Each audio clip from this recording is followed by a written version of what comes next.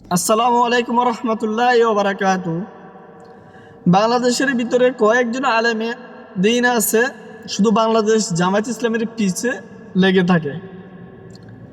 এর মধ্যে একজন বিশিষ্ট আলেম এনায়েতুল্লাহ আব্বাসী, উপরে ওনার ছবি দেওয়া আছে। উনি প্রতিনিয়ত বাংলাদেশ জামায়াত ইসলামের পিছে লেগে থাকে। কি সমালোচনা? আসলে সমালোচনা তো হতে হবে গঠনমূলক, সমালোচনা তো হতে হবে কাউকে সংশোধনের জন্য।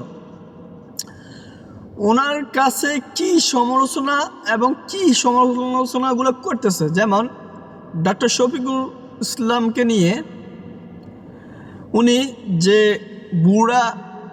বুড়িয়ালা দাড়ি পাকা, আসলে এগুলো সমালোচনা না ভাই।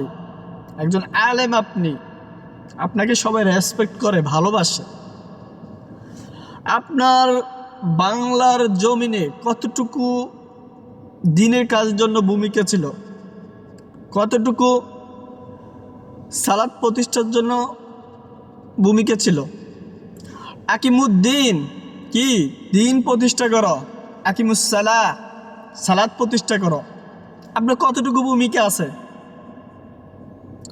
আর আরেকটা কথা বলবো যে সাদিক কায়েমের বিয়ে হয়েছে, উনি কেন গেল, এটা নিয়ে সমালোচনা করছেন। উনি কেন গেল?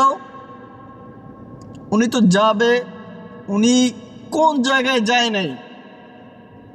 আপনি বলছেন বাংলাদেশে হাম প্রতিরোধের জন্য ওনার ভূমিকা কী ছিল, ডক্টর শফিকুর রহমানের, এবং ভারতের মুসলমানদের যে নির্যাতিত ভূমিকা কী ছিল আপনি তো শুনেন নাই, সংসদে বলছিল।